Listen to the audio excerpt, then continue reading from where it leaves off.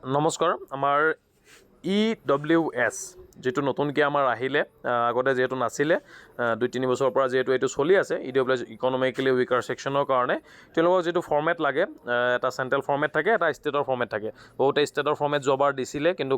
কোনো সেন্টাৰত একসেপ্ট কৰিছে কোনো সেন্টাৰত একসেপ্ট কৰা নাই হেতু কাৰণে আমাৰ এটা বহু ইম্পৰ্টেন্ট কথা যে এইখন আমি বনাই ল'ব লাগে এইখন কোড বনাব লাগিব সাৰ্কুলাৰ অফিচত তোমালোকে এই ফৰমেটটো লৈ যাব লাগিব আৰু বাকি তোমাৰ ষ্টেটৰ যিবিলাক ডকুমেন্ট আছে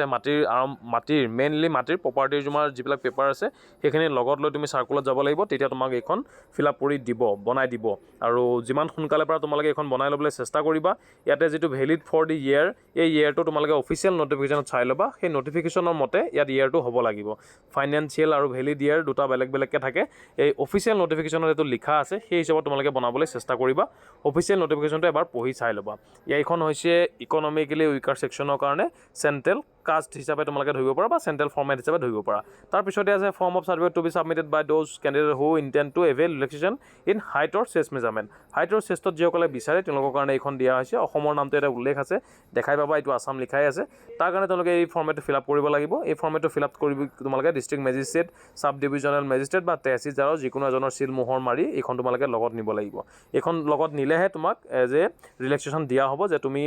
হাইট আৰু চেষ্টত তোমাক ৰিলেক্সেশ্যন দিয়া হ'ব যেনেকৈ আমাক OBC 165 লাগে